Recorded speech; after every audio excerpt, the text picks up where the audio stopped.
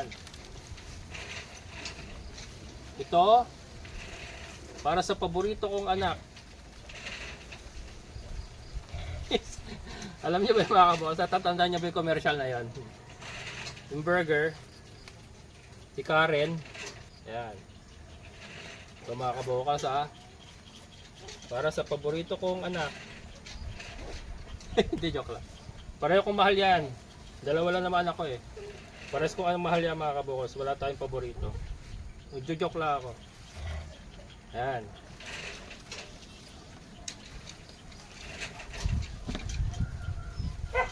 Ito naman mga kabokals, para sa paborito kong asawa. Joke lang. Joke lang.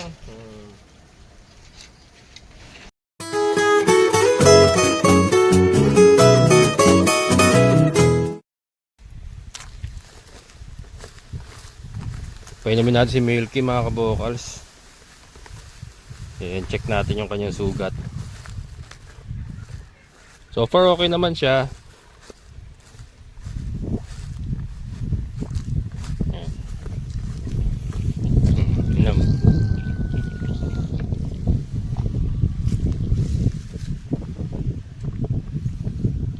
Okay naman na mga kabokals.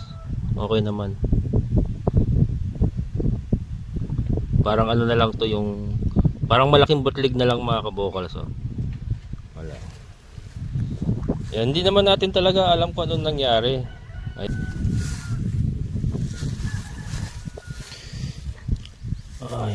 ano naman to.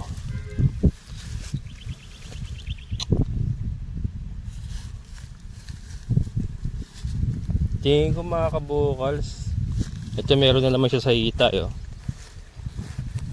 Parang ano eh,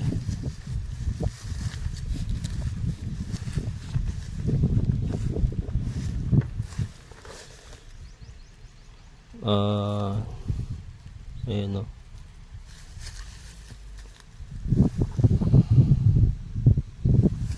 Ano po, natutusok lang ba to?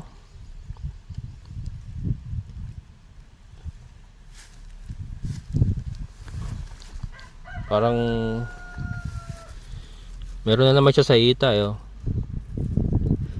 Pero ano ba to? Ano, pupunasan ko mamaya. Pero yun nga, hindi naman po natin sigurado talaga kung anong nangyari. Pero ito nga, yung kahapon, okay naman. Okay naman na oh. Ayan oh, wala na. Kumbaga tuyo na. Kaya lang may bago siya rito. Papasok ko na nga ito mamaya doon sa ano eh. May bago siya rito, ayan. Yeah, kukuha ako ng pamunas, pupunasan ko.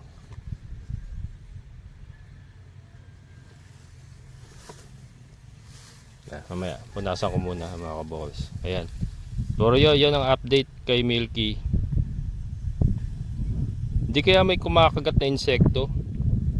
Kasi meron na naman siya rito eh. Matigas oh, matigas na naman na ano. Teka, kukuha ako ng pamunas, mapunasan ko. Ayan mga kabukas, sa punasan ko na. So ayan siya. Parang ano, insekto siguro ito. Inapa ko eh. Nakaangat, ano siya, umbok din siya eh, katulad nung sa kahapon. Pero ito nga sa paa, ito. Lagyan lang natin ng ano, quick heal. Lagyan ko ng quick heal lang. May nagsabi, may nag-comment, sakit daw. Ewan ko. Teka. Tingin ko insekto, mga kabokals. Ito nasa paa. Yung kahapon kasi mas malaki. Ito kasi mas maliit ito. Wag yan, may alcohol yan. Wag yan.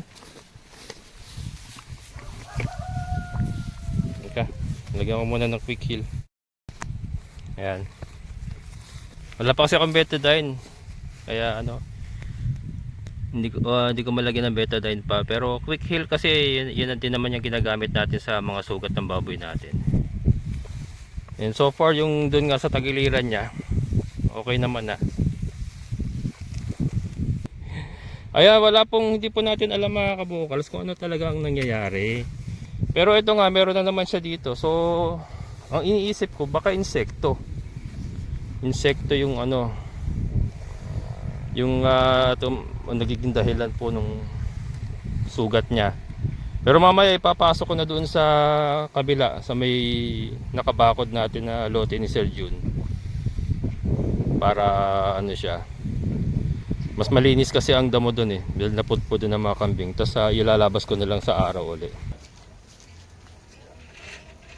Mga kabokals, ngayon naman mag-harvest tayo ng pechay. Iuwi ko sa bahay. Yan. Bigyan ko yung anak ko. Yan, lalaki na oh. Saka nagluto yata ng nilaga si partner. So ito. Yan. Ito para sa paborito kong anak. Alam niyo ba yung mga kabos? Tatandaan niyo ba yung commercial na yon? Yung burger, si Karen. Ito para sa paborito kong anak. Yan. Ito mga kabukas para sa paborito kong anak. Hindi, joke lang. Pareho kong mahal yan. Dalawa lang naman ako eh. Pares kong anong mahal yan mga kabukas. Wala tayong paborito. Nagjo-joke lang ako. Yan.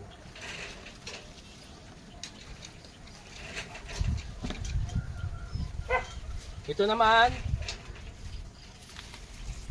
mga kabokals, para sa paborito kong asawa. Joke lang. Joke lang. Siya lang asawa ko mga kabokals. Mahal na mahal ko yan. Kaya paborito ko yan. Ayan. Dadala na ako marami para ano. Nag-iiyakan yung mga kampi. Wait lang. Nag-iiyakan na. Si Milky papasok ko pa. Papasok na sa kabilang lote ni Sir Jun. Para at least may bakod siya. Yan.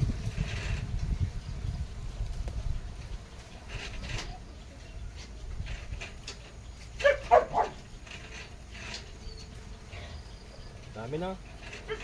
Kahit magdala pala ako ng ano, isang balding pechay dahil pa rin matitira mga kabukals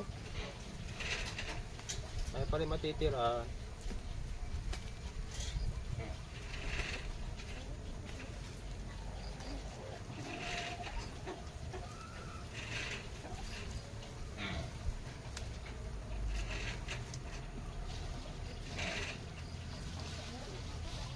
Lagay ko sa balde para hindi ma-damage.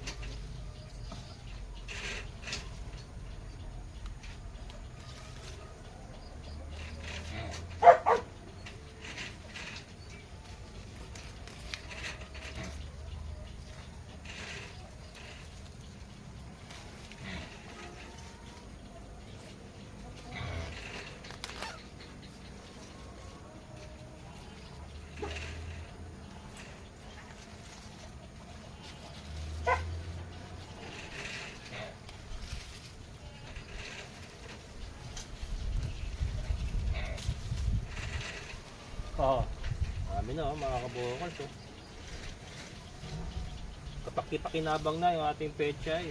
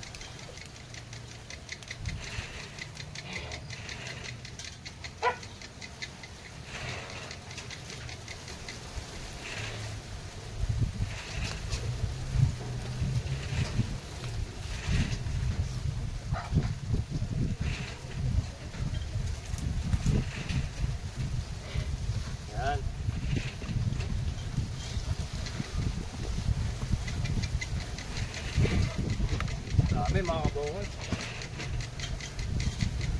Wala kaya ito. Parang madami naman na.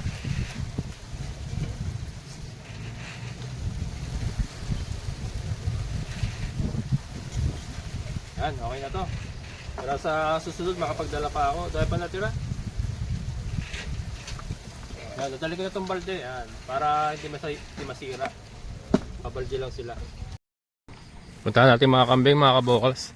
Papasok ko si Milky dito mamaya.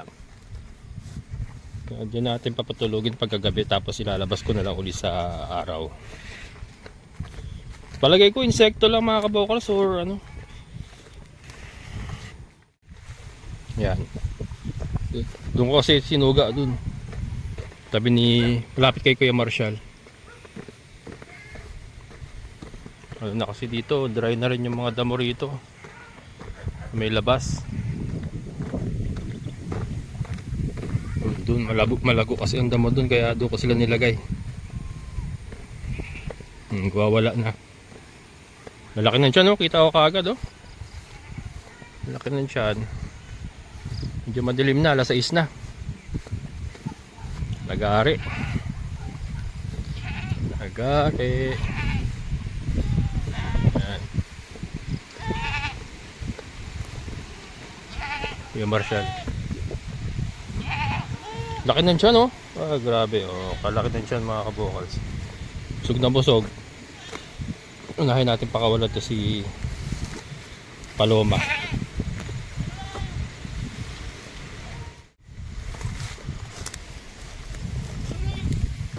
Si Isay.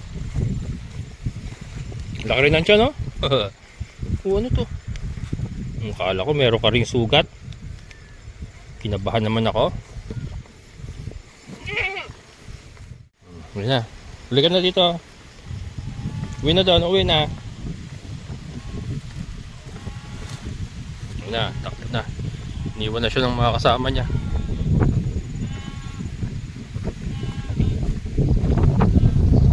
Hangin. Mga bukas. Ang hangin. Lamig. Trap sana may katabi ka sa gabi, no?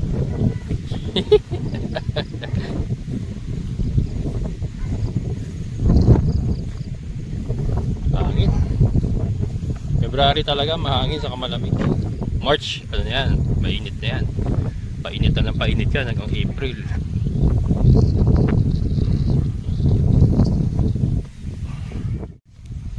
Nagsipasok na. Hanggang ganyan yung sistema natin ngayon, ano, suga-suga.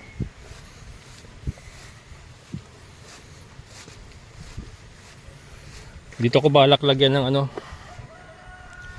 bakal na siguro paggagawa ko yung ano, yung pwedeng i-transfer, yung nalilipat-lipat na bubuhat-buhat. Pwede siguro yun. Kahit parang tent style lang na ano. Tanong ko kay Kuya Gary kung kaya. Kasi ano, yung iba dyan magagamit naman yung ano. Ano ba yun? Wala. Pasok na. Pasok na ron. Yan.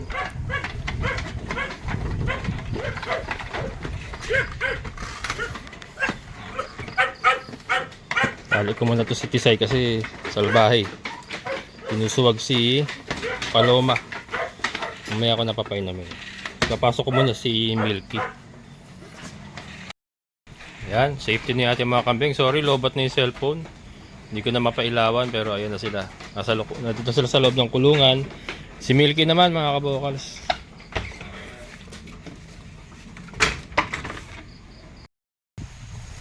Yan.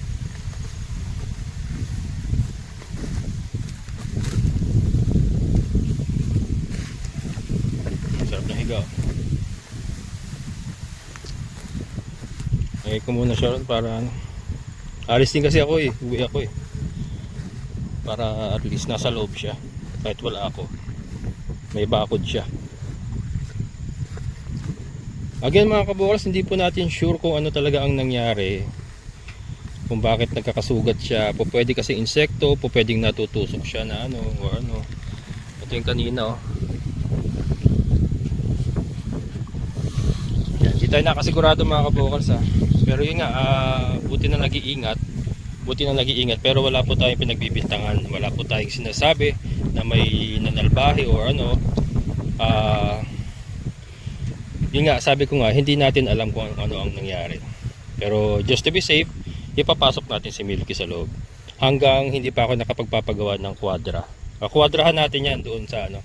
Doon din sa lote ni Sir Jun. Nagpaalam naman ako kay Sir Jun. O pwede naman daw gumawa ng kwadra. Ano naman siya, nanunuwag pa nga oh. Ayan, pasok natin. Yan, pasensya na mga kabokals, wala na tayong ilaw, lobat. At lagari din yung ating cellphone. Pero ito na si Milky. Andito na siya sa loob ng lote ni Sir Jun. Yun, katabi ng ating, yung ang ating sinusugaan ng mga kambing. Ayan. Ayan yung sa atin, yung kambingan natin. So andito na siya sa loob, at least may bakod siya. Ayan, hanggang dito na lang. Maraming salamat, amazing na buhay. Bye bye. So yan niya oh.